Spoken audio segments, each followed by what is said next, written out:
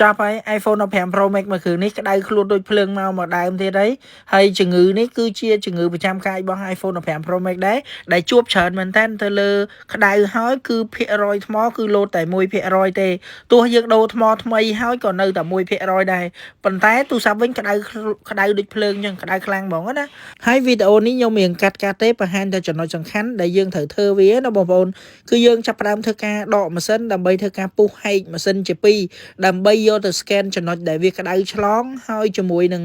បញ្ហាដែលដាក់សាកថ្មមិនក៏នៅតែ 1% ភាគរយគឺអត់ឡើងទេបងប្អូននេះចំណុចក្រហមហ្នឹងគឺជាចំណុចដែលយើង check ឃើញថាវាឆ្លង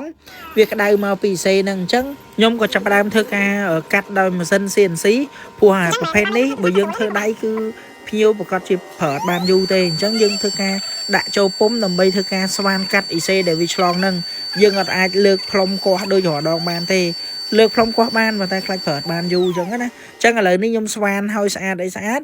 យើងសម្អាតជើងស្អាតយើងចាប់ផ្ដើមយ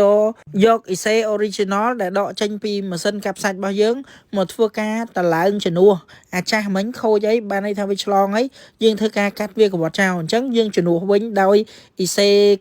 original ដែលយើងដកចេញពីគ្រឿងកាប់សាច់ស៊ីន 100% ឥឡូវនេះយើងតម្លាក់រួចរាល់ហើយយើងនឹងទៅធ្វើការបច្ឆេះវាមើលប៉ុន្តែខ្ញុំគ្រាន់ចង់បញ្ជាក់ទៅកាន់បងប្អូនថាសម្រាប់បងប្អូនដែលប្រើ iPhone 15 Pro Max គឺជួបបញ្ហាជំងឺនឹងច្រើន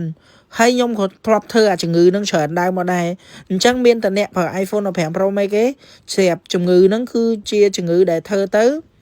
បើករណីថាជាងធ្វើជោគជ័យគឺបានប្រើតែបើអត់ជោគជ័យអាចនឹងដល់ដំណាក់កាលរើម៉ាស៊ីនបើករណីរើម៉ាស៊ីនអត់ចេញគឺអាចនឹងខូចម៉ាស៊ីនយកហ្មងអញ្ចឹងវីដេអូនេះគឺយើងធ្វើបានជោគជ័យហើយយើងនឹងទៅកັບបានន័យថាខ្ញុំកັບមួយ power supply គឺម៉ាស៊ីនឆេះស្រួលលែងក្តៅលែងអីដូចមុនអីអញ្ចឹងយើងកັບមួយថ្មថ្មីក៏ដោយថ្មស៊ីនក៏ដោយថ្ម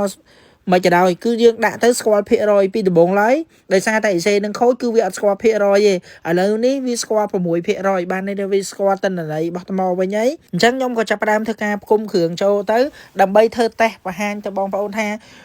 ម៉ាស៊ីននេះគឺយើងបានសាកពី1% រហូតទៅដល់ 100% ហើយក៏ប្រើអស់ហើយក៏សាកឡើងទៅវិញចង់ដឹងថាប្រើស្រួលអត់ក្រោយពេលយើងលើករើ IC ភ្លើងអាហ្នឹងគេហៅ